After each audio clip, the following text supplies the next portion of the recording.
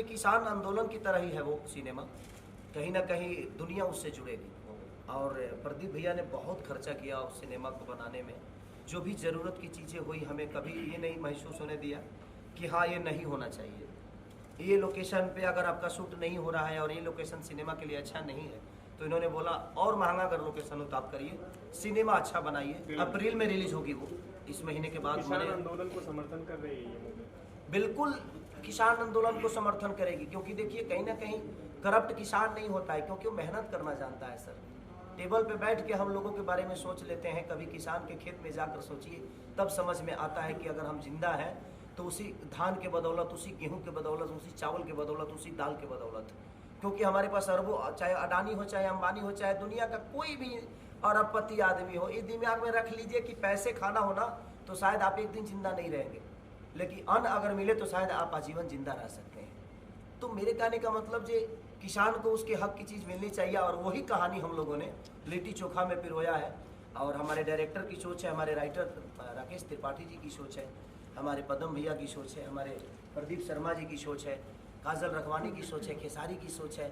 उसमें जितने कैरेक्टर हैं सबकी एक अलग अलग सोच है, सबने अपने विचारधारा को रखा है और हम सबके सुन के काम किए हैं। तो मुझे लगता है कि लिट्टी चोखा है कि भोजपुरी इंडस्ट्री के लिए एक बहुत बड़ी साबित होने वाली है। बस एक ही गाना चल रहा है सर, क्या बताएं, 2 रुपया हो 2 रुपया।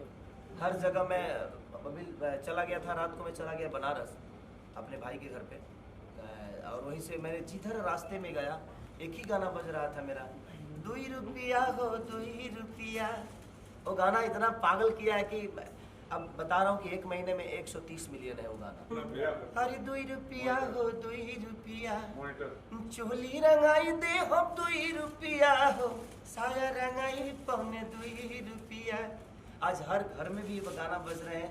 एक हमारा मस्ती होता है होली का रंग, तो थोड़ा सा तड़क भड़क गाने की कोशिश करते हैं हम लोग की, ताकि सबका एंजॉय भी हो जाए और सब लोग मज़ा ले लें। तो ये कोशिश रहती है। और आज मैं लगातार, मुझे 7 साल से लग रहा है कि लगातार मैं होली के सारे सॉन्ग मेरे लगातार सबसे ऊपर बजते हैं। आपका बड़ा फेमस सॉन्ग है, नून रोटी खाएंगे छपरा नहीं जाएंगे। सर छपरा नहीं जाएंगे ऐसा नहीं है, तो गाने का भाव था, हम छपरा छोड़ के कहाँ जाएंगे। एक्चुअली गाना था, वो एक मजाक था और मैंने गा दिया, नून रोटी खाएंगे जिंदगी संग ही बिताएंगे।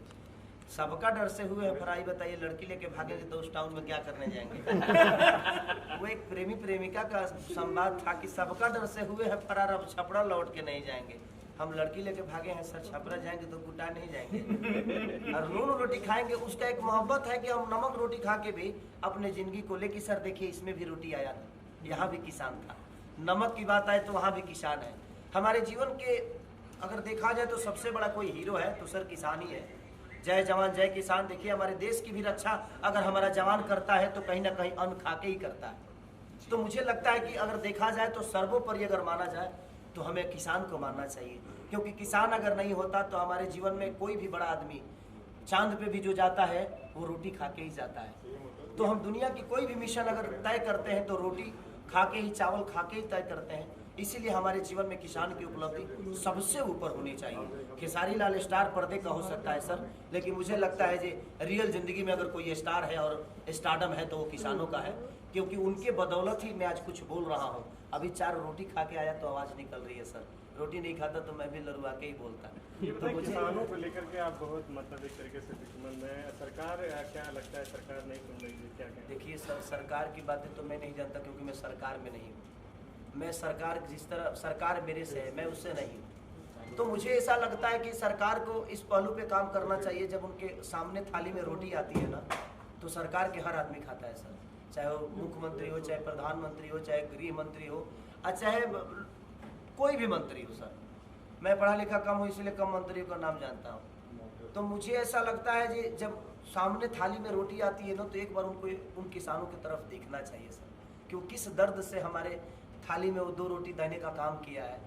हमें अगर कोई सरकार किसी किसान के लिए करता है तो सर साल में 1 बार करना है, उसको 1 बार बिल पास करना है, चाहे कोई भी तकलीफ हो उसको 1 ही बार करना है। लेकिन किसान हर दिन अपने पसीना बहा के और आपके लिए सालों भर की रोटी की व्यवस्था करता है। तो हमें लगता है कि हमारे अगर कोई असल माँ बाप है, अगर कोई असल हमारी ज़िंदगी का रक्षक है तो कहीं ना कहीं वो किसान है, जो कि हमारे जीवन में सबसे बड़ी उपलब्धि किसानों की। सरकार के लोग क्या लगता है नहीं समझ पा रहे हैं ऊपर? देखिए ये तो व्यक्तिगत विचारधारा हो गया कि वो क्या समझते हैं, और कि जब तक नहीं समझेंगे तो हम इतने भी कमज़ोर थोड़ी हैं सर, हम भी किसान के बेटे हैं। हमने जब तक लड़ना होगा अपने हक के लिए लड़ाई लड़ेंगे, चाहे वो जिस लेवल पे हो।